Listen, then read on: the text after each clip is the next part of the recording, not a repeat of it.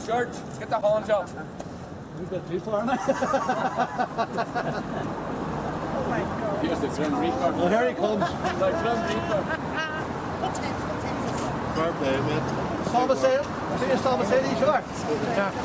See you stop and say it each other.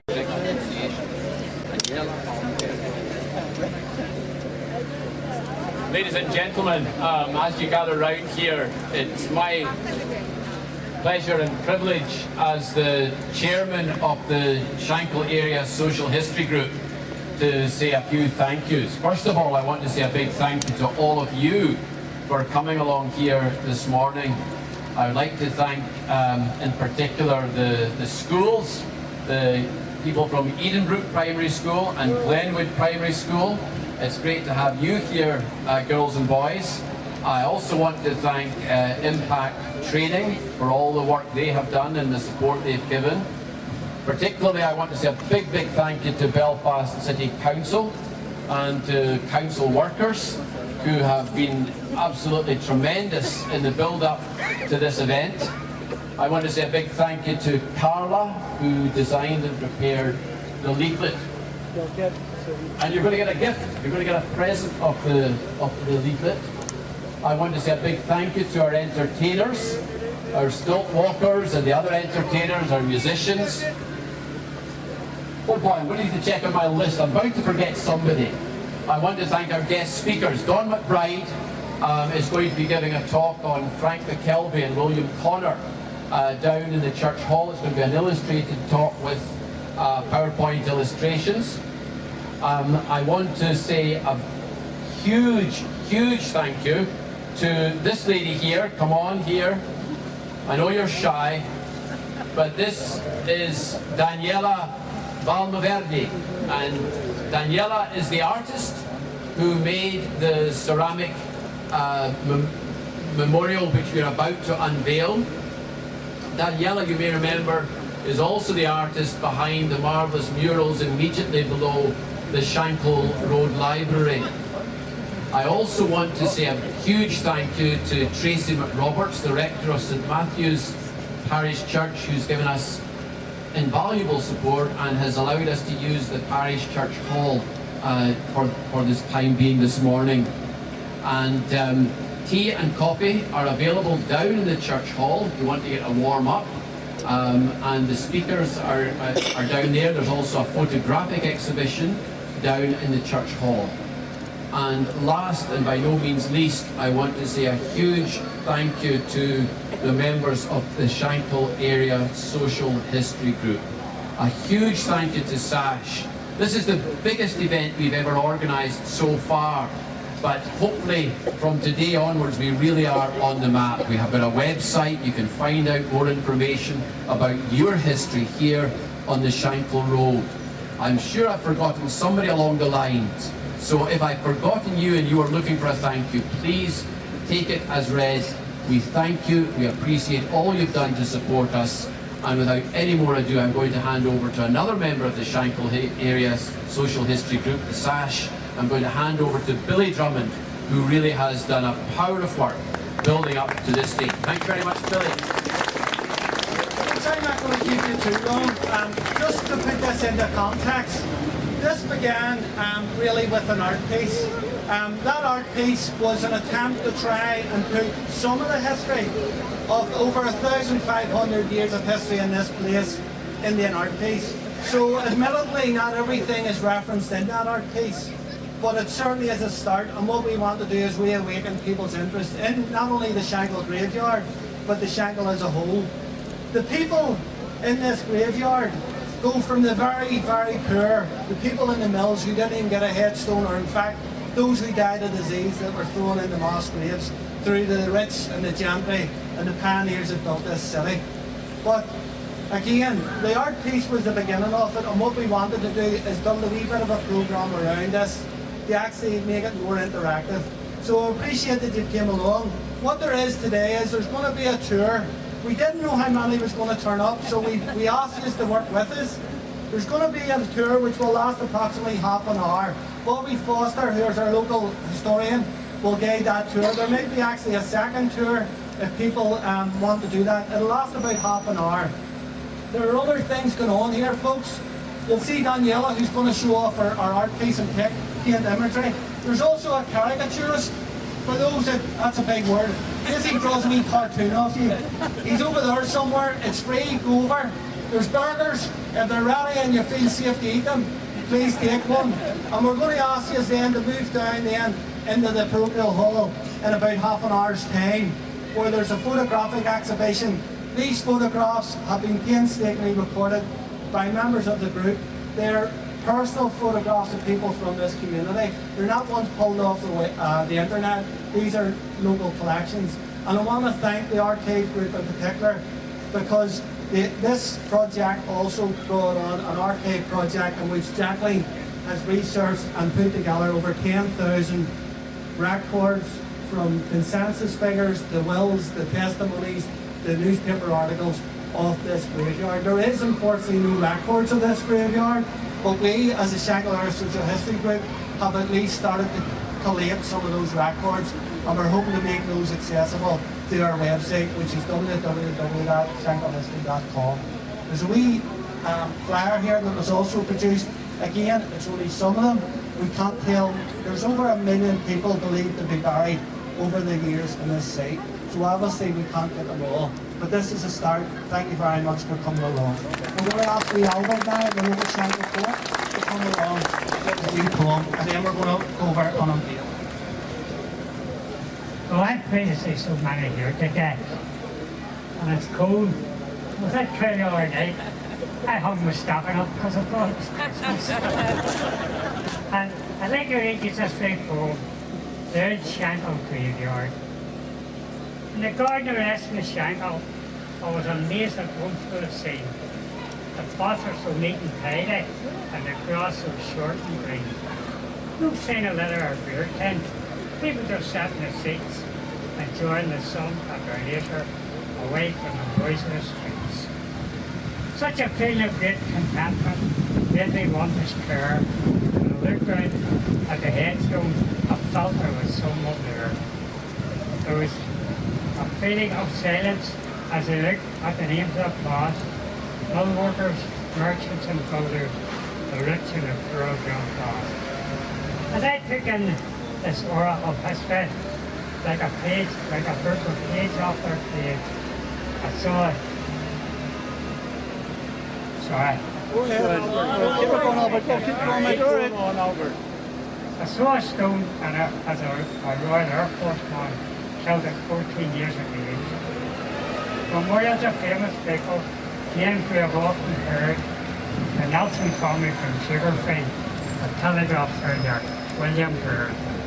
Then I gazed again at the people, sharing their worries and chat.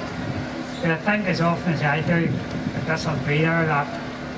When the name is called, or one above, the troubles at once will cease, and let the people who went before them, I pray, they will rest in peace.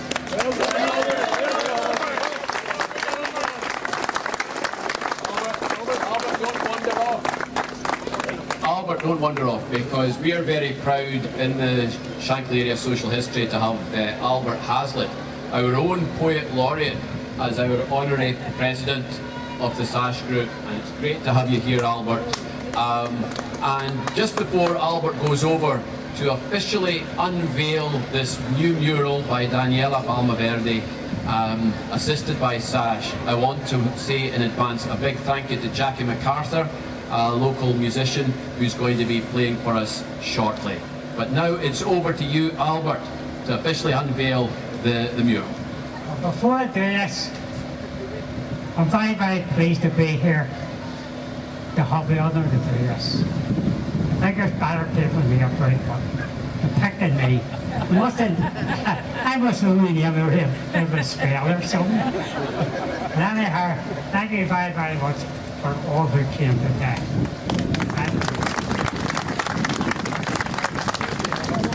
Initial official announcement, Albert, that you declare this art piece officially open. Go ahead. Well, folk, I'm going to unveil this officially. And when you read it, and you're going round for a tour of the graveyard later with Bobby Foster, don't leave me. listen to him, because he'll tell you things you'll never know about. I've waved concern for you, Albert. Go ahead, Al. Just pull it off, man. Just pull it off, that's it.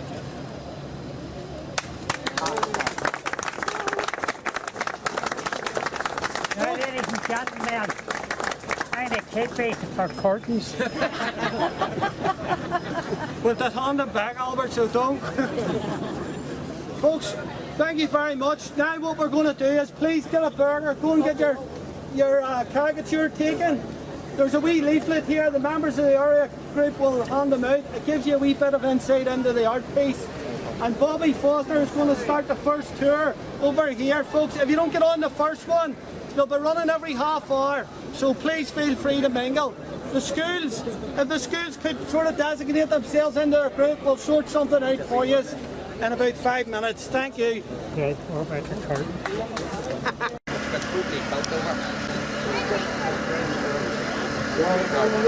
Just behind you guys there is a red headstone.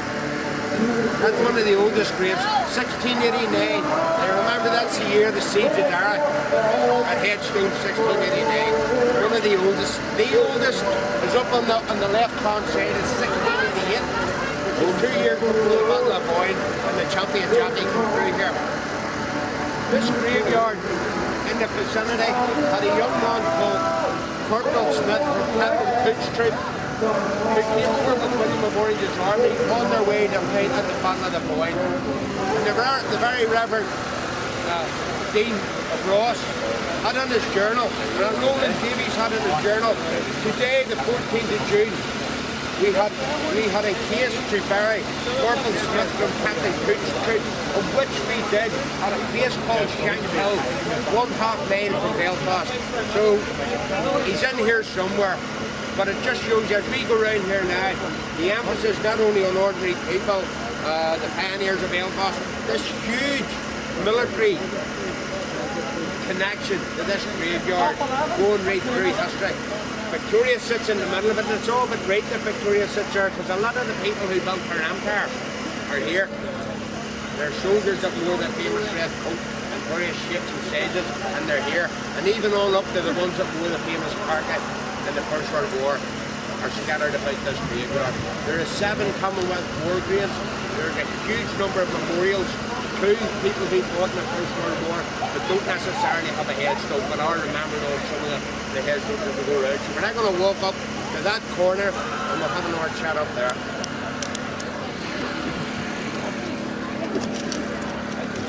Well known. It's a well-known fact that Victorians loved anything to do with death. They embellished the death thing, they loved it. This one here serves a warning for everybody. Stop your foot and cast an eye, because you were once, so once was I. As I am now, so you will be. Prepare for death. Follow me. And it's there at the bottom, which is in there. And that's typically Victorian, and it typically sends out the message. As you can round here, if you look carefully at some of the headstones, you will see messages going to a better place, going to be with his master. And of course, this being the city cemetery for a certain length of time, had burials from the 2 cholera epidemics and the typhoid epidemic. You will look and you watch the ground, the topography of the ground and how the ground flows. If you see a dip, in all honesty, it's probably a pit where the people were just, said in 1832, Shankill graveyard nearly full. Didn't mean by the plate of graves, it meant by the pits they were digging to put people in. So as you do go around, have a look at the headstones. An awful lot of children, infants, are buried in this graveyard. And it was indicative of the times that they lived in, the hard life, linen and all that sort of carry on. Belfast was growing. And in the space of something like 60 years, Belfast population grew by 5 in 60 years. It went from something like 20,000 right up to nearly 200,000 in that amount of time. Just because of the effects of the famine and stuff like that. And of course the linen mills, which are so close to this area. And the linen lords building the houses, the tight parish houses, the wee kitchen houses. People coming in from the country looking an easier way to live. They escape the harshness of the famine and stuff like that. And this is where they came. And this became the city cemetery before the city cemetery was opened up the White Rock Road. So if you were died in Belfast, as you'll see when you go around here, you were buried here. There's a builder from Ballymacarra over on the wall there. There's a guys from Chapel Field, Coleraine on the back there, probably in Belfast there's builders when they passed away. And we'll just walk on round here now, guys.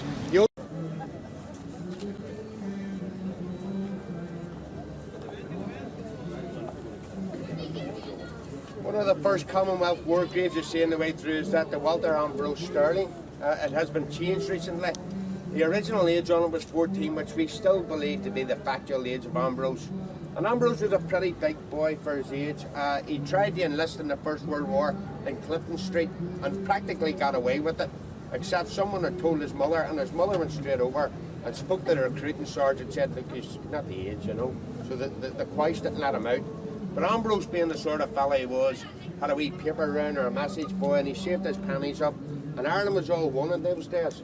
So Ambrose promptly got the train to Dublin and enlisted in Dublin and was in France before his mother knew where he was.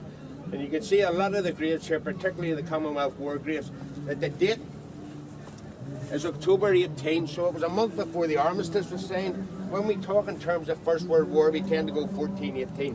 1418 is the armistice. It's 1419. The war didn't end in 19 officially, so you're talking in terms of First World War, it's 1419. Now it's very, to me it's very appropriate that Ambrose is there, being one of the youngest casualties of World War I.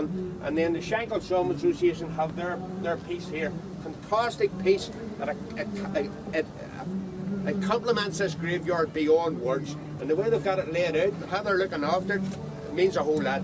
Particularly for me, who takes strangers around this graveyard, and they automatically ask for that. And it shows you the significance to the psalm and the Shankill and everything else, and how it's been built in and linked in. And then you walk on from Ambrose. As I said, this was a city cemetery at one time. Have a look at some of the headstones. The Catholic ones aren't that hard to spot.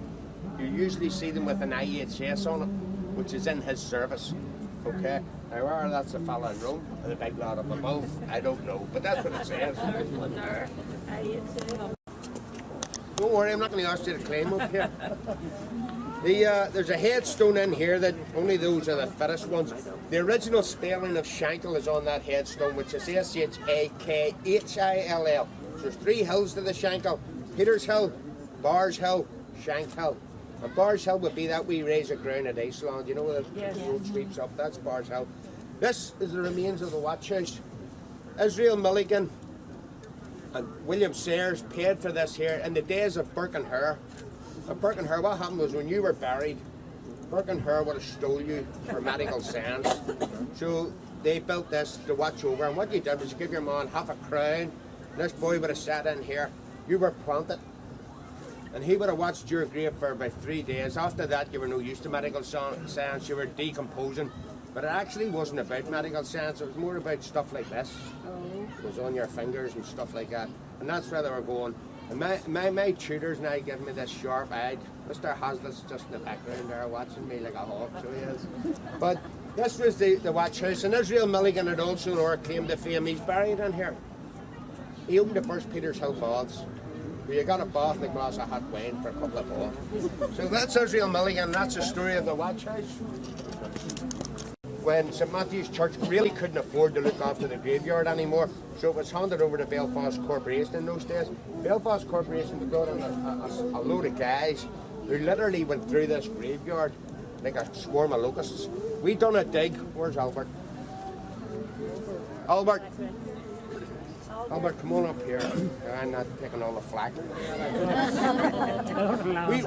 we done a dig on the banks of the Barset River for ATV, and we discovered pieces of headstones in the river. It wasn't young vandals that did that. That was happened when they cleared the graveyard. We also believe we found a part of the original, not the Patrick Church, but the Wycliffe Chapel that used to be in here. It was the Wycliffe Chapel before St Matthew's was built, and it's sat there in where the Parochial Hall is. And we got a piece of the arch window of that, and we're hoping to return it to St Matthew's. But, no, the emphasis what happened in this graveyard, it's on this Commonwealth War grave there. Nobody knows where anybody else is, but if you read across the top of that, buried, they don't exactly know where he is because they shuffled everything around. So that guy had it above his headstone, buried near this spot. So they don't know that. And that's the same if you go to the Somme, you go over the battlefields in the Somme, people see a headstone and naturally assume that that person is there. Not necessarily. So battlefields were a mess when they were finished.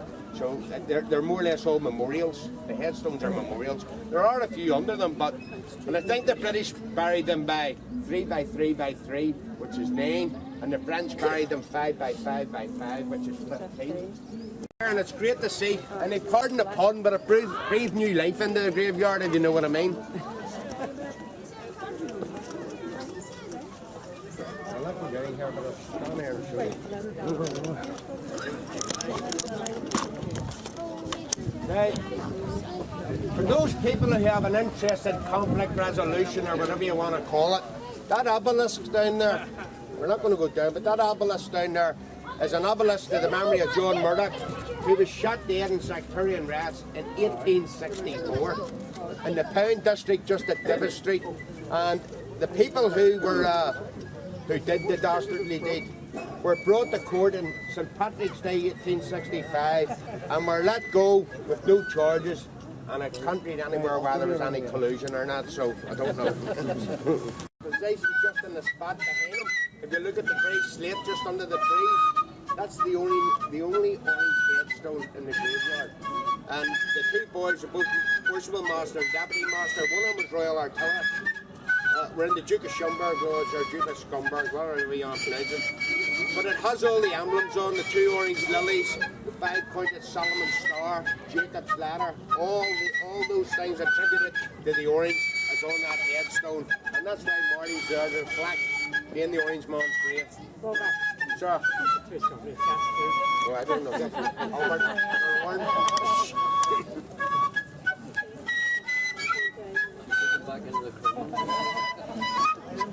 Hold on, Martin. At this corner here, ladies and gentlemen, 2 people connected here through the likes of Uncle Jack's career in the religious business. You have the Dean of Queen's College, which became Queen's University here, and you've the Reverend Isaac Nelson of Sugarfield. Sugarfield House became Sugarfield Street. And the Reverend Isaac Nelson, sister goodness, he was actually nationalist MP for County Mayo, and he was all for Home Rule. And that's probably why you know where the street across the road is called Mayo Street. It's named after his constituency. This is erected by his sister in memory of him, and the church today, well up the now, still surveys. I don't think it looks good. The Nelson Memorial is down just down off the Shankill, and that is the grave to him. Now, you have to be very careful with this one. We talk about the crypt. I knew you were going to say it. I knew you were going to say it. There was a crypt here, ladies and gentlemen. If you look closer, you can see a different shape of the brickwork. That's the door. And during the 70s, there were other things other than bodies being put in it, so they pick it up. I remember.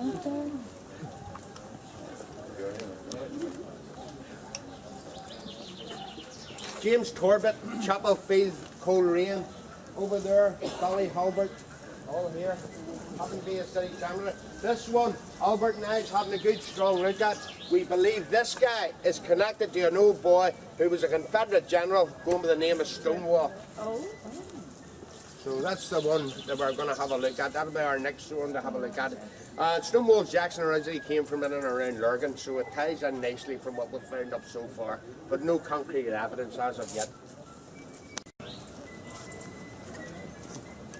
That's just one of the funniest things you get when you're walking around here, particularly if you've got school children, you get them down here and they want to know what the fireplaces is doing down here.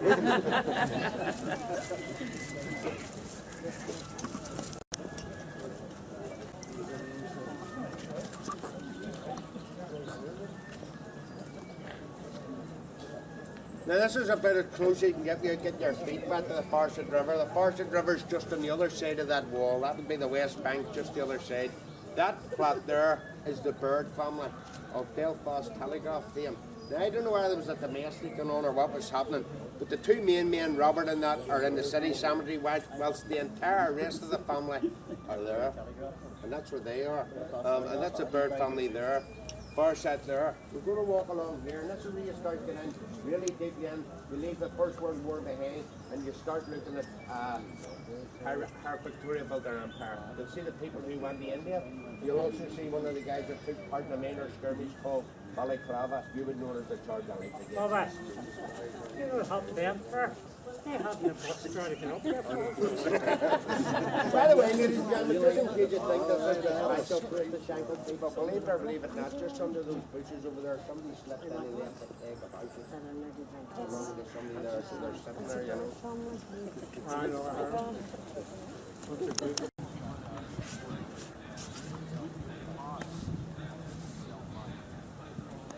Sergeant John Brown, 17 Lancers, erected by his son, who was a captain in the same regiment. 17 Lancers were the first of the Light Brigade to take part at the Battle of Balaclava. Harry Breakwell wrote a book called The Hell Raiders. And at the back of the book, Sergeant John Brown is listed as with a C. C means charged. He took part in the charge. Not only did he take part in the charge, but the wee lot of Pay the Headstone also took part. So the dad and the son actually took part in the charge of Light Brigade. And again, most of us when we were at school in the younger days were taught that poem by Tennyson, Into the Valley of Death Road, the 600. And we've got one here, right in the Shankill. And then again, he's not that far away from Crimea Street, so maybe just right, you know. This is one of the headstones. We always look at First World War. We obviously, and quite rightly so, think of the Ulster Division and all the sacrifices that were done. But every day again, you need to take a wee step back and think that, you know, for all those in the Ulster Division, there was mothers, sisters, daughters, stuff like that. A wee girl called Margaret Cameron, she's in memory of Thomas Young's grave here. But Margaret was 21-year-old and she went away to be a VAD, which is voluntary aid distribution, which in other words was a First World War nurse. And Margaret is buried in Turlington Military Cemetery in France. So whenever we're doing a First World War thing, I think it's proper that we think not only outside of our own illustrious division, but of many young girls or people like that that give up so much and sacrifice so much to go and fight for what they believe to be the King and Empire. So that's Margaret Cameron. And no matter when I do a tour of the graveyard, Margaret always gets a mention. I make no apologies for that.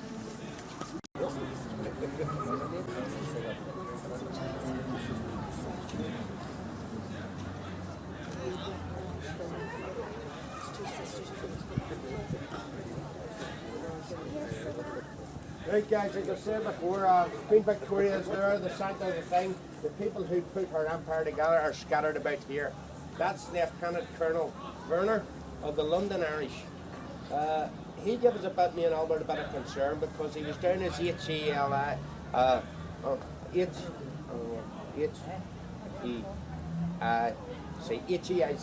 and we didn't know what it was because we searched through regimental stuff and all that sort of carry on. And by pure accident, somebody says Honourable East India Company.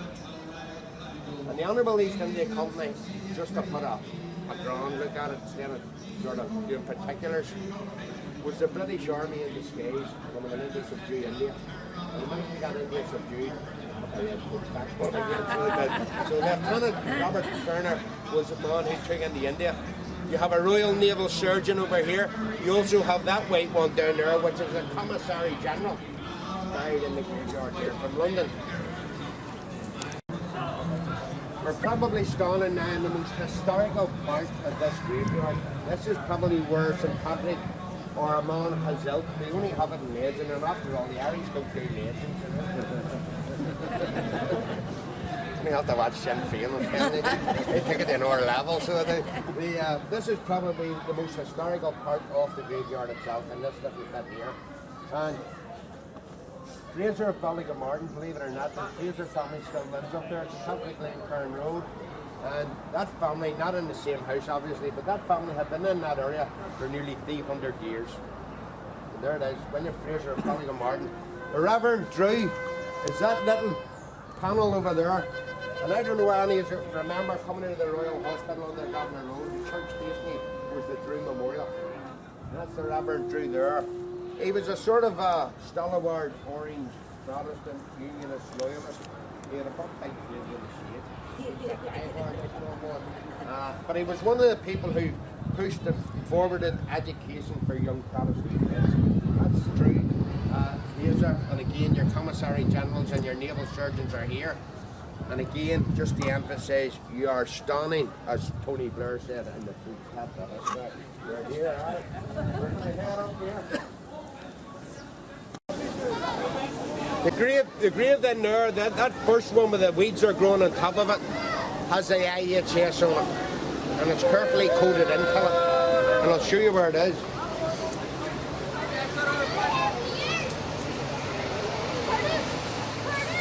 Here. And that's a 1 and an 8. That's a 7 and a 3, so it's 1873. And the way they have done that, they have blended that grave. It's a Catholic grave, but if you're walking past it at any good speed, you'll not know. And it's funny he's there, Roman Catholic. But just ahead there, the last grave on your way out is Braithwaite's grave. Bullseye Braithwaite. He got the name because Bullseye went over to a place in England that's still used today for shooting called Bisley. Bisley's the area that you would go and do your Olympic shooting and all the rest of it.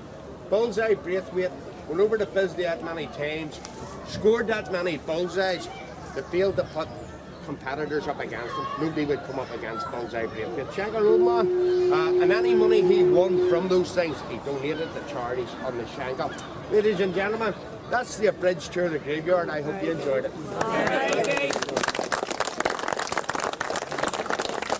Did you shave today? My horse did you? Speaks like a butcher's horse. It's fatigues for you if you don't buck up. You're cleaning out the bins. Very good. Good to see you, mate. Thanks for coming. Jake, you should have got in, Jake. Get in, Jake. Get in it. Specs in, Johnny? Get in the middle. Do you want the specs in? Dodge arm it. Stand on these. Make it very large. Right, stand on these like that. Just hold up like that. That'll do you straight, like. Stand on these, relax. City Council, attention! Make it their bloody rifles up. I'll get them on their shoulders. Look, your city council man. Look at the beans and that. That their coat is like bloody tinfoil. That's supposed to be stew. Hello, everybody get on the first tour. There's going to be a second tour at 12 o'clock, starting at the gate. Please don't forget, and remember to go down, there's an exit. Come, now is the time to worship. He cried out as he rang his bell, and they came from the hills and the fields, near and far, to a place called Shankill.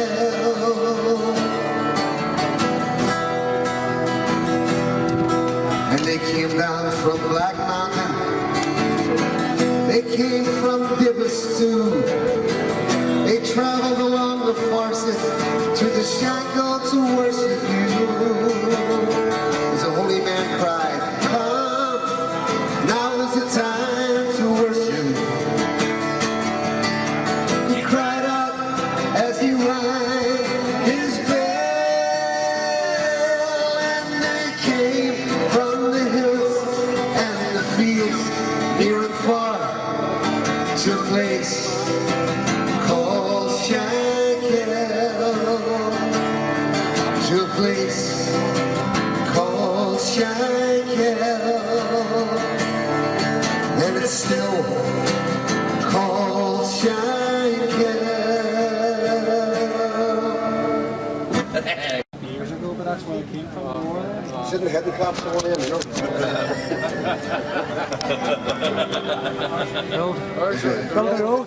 We're going to build a road again. See, good indeed. Love you all good to see it's a bit high this morning.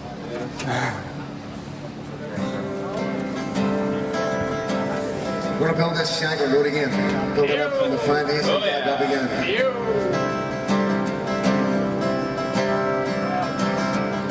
We're going to build this road again.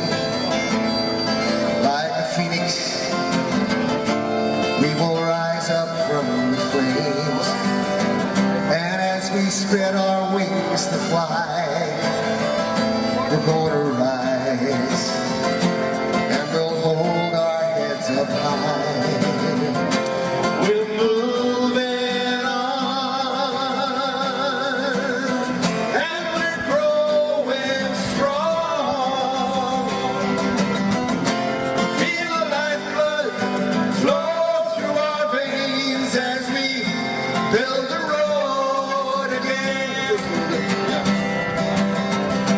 thought the road was dead and gone.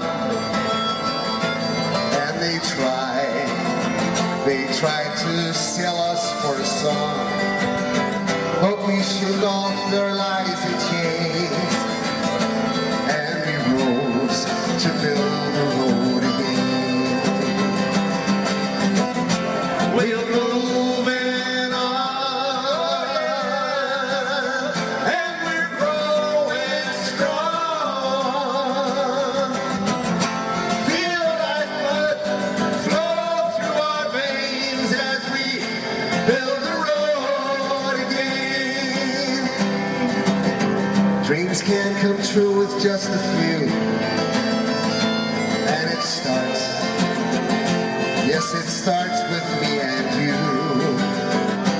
Every woman, man and child, the destiny of this road is in our hands. We're moving on, and we're growing strong. Feel like blood flow through our veins as we build the road again. Our exiled sons are welcome home, for we know we can't build this dream alone. We'll need some help along the way. Come and join us as we build for a new day. We're moving on together, and we're growing strong. Feel like blood flow through our veins as we build the road again. We're moving on, and we're growing strong. Feel like blood flow through our veins as we build the road again.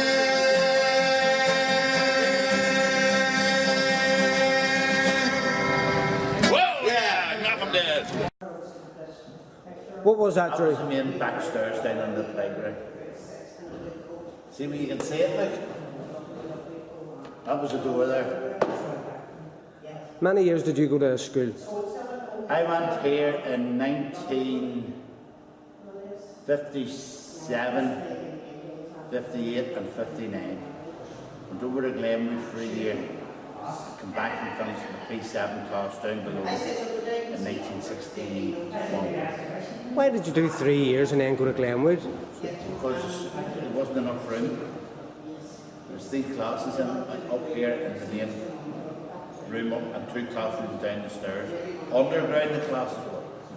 If you look at the building, Smell. and the river flowed by there and right on the Shankill and down to meet the far side. And this here was the back door to the end of the playground.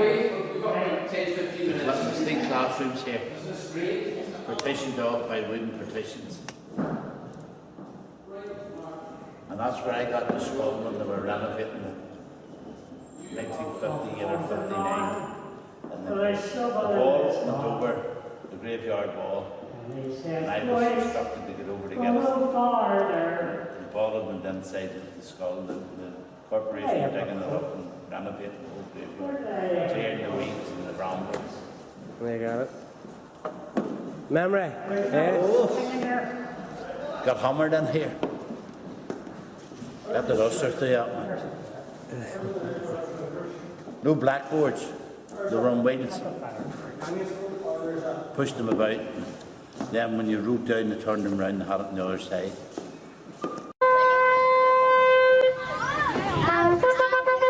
So what do you think of your army experience then? Brilliant. Good. What do you think? Are you going to join the army now? Yeah, maybe. And did you get any ration? Did you see any boots to polish or anything? No. No. So who got promoted? Anybody get promoted? What are you, Sergeant Major now? Is it event then? The Shankill Graveyard? Well, we had a really wonderful time here, really wonderful carnival atmosphere, and we learned an awful lot as well about the area and about S.A.S.H, so thanks again for that, thank you. No problem. Did you enjoy it then, kids? Thanks for coming along. Cheerio, Nick. What do you think of the event today, Brian? It went well, so many turned up. And did you get your caricature last see the likeness?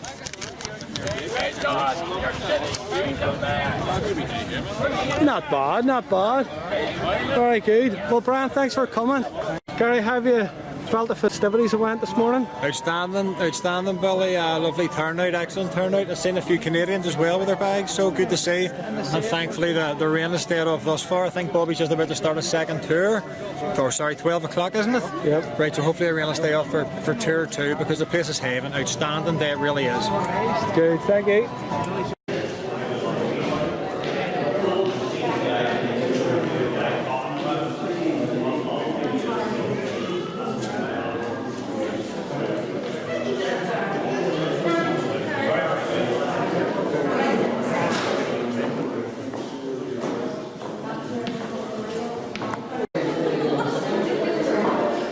So can I ask you what you thought about the event today? Very good, excellent. What have you enjoyed most then? Just learning about the local history. Thank you very much. Very good. Thanks for coming along. Thank you. Yeah. So what do you think of the event in the Shankill Graveyard today? Great, absolutely wonderful. Yeah, very good effort. Thank you very much for coming along. Yeah, thank you. Event today? Very good, very And what good. did you enjoy then? I enjoyed it all, really. Enjoyed the S.A.S.H. Good, good.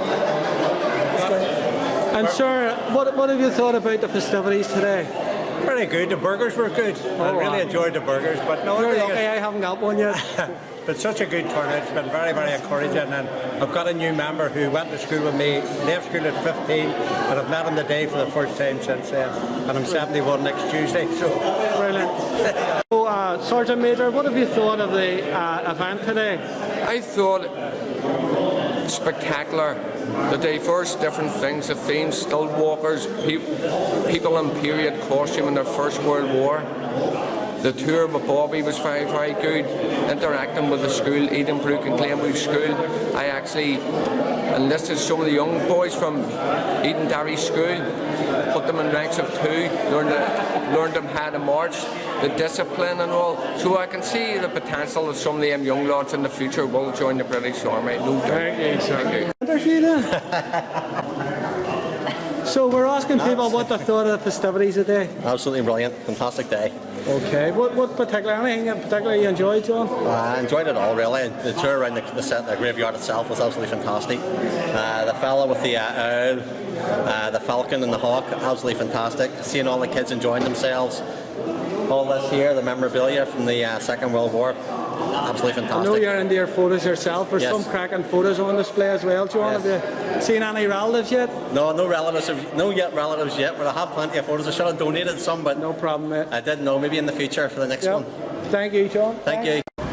So what was your thoughts on the event today? I thought today was very good. As usual, you depend too much on the weather here, but bearing that in mind, a great crowd turned up, and a group like S.A.S.H, it had to be commended for putting the history of the Shankill out to the people of the Shankill. And many more I hope to come. Brilliant, well done. Thank you. But the sea is wide, and I can't swim over. Neither have I the wings to fly. I wish I could find me a handsome boatman to carry me over to my lovely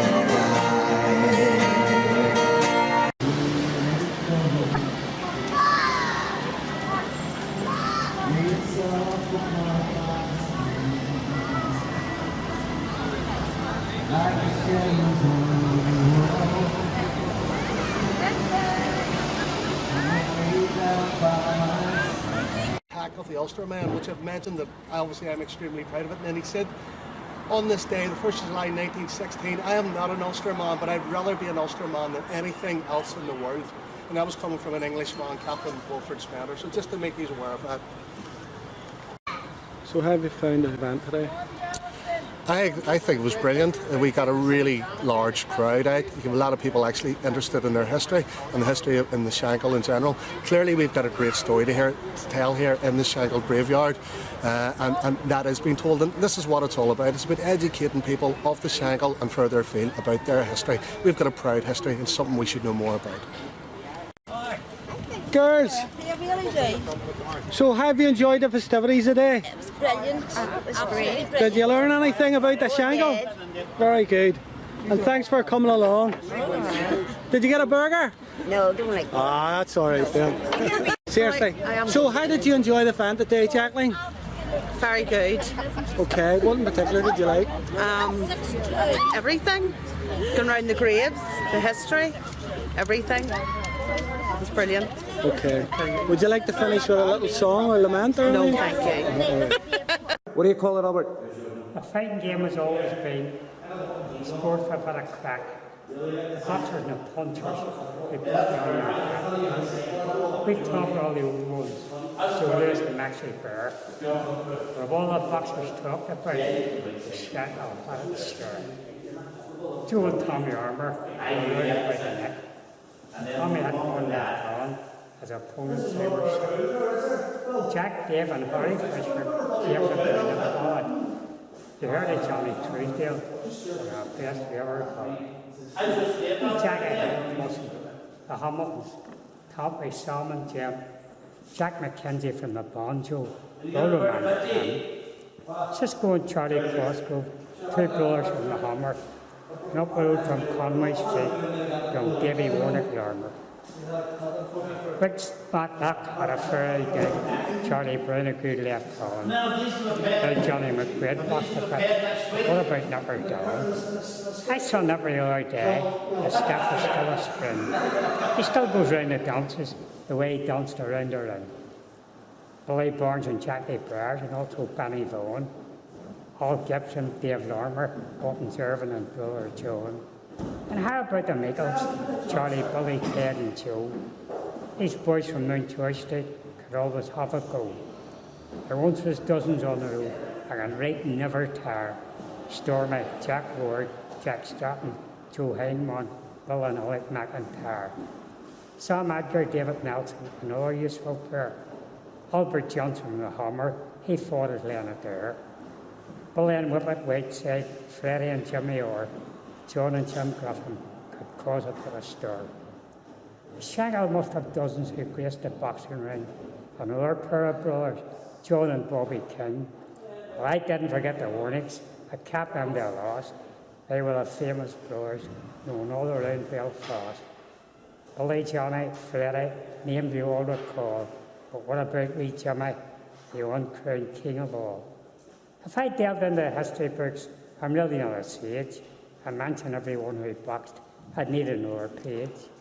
So anyone that I've missed, the ones I can't recall, I hope you'll excuse me. I apologize to them all. The Shankill had the boxers who never fought a fight. They boxed anyone at any weight. They put you down all right. Flyweights, lightweights, heavyweights, well, are big or small. That's Billy Wilton, Melvins and Majors. They'll surely box us all.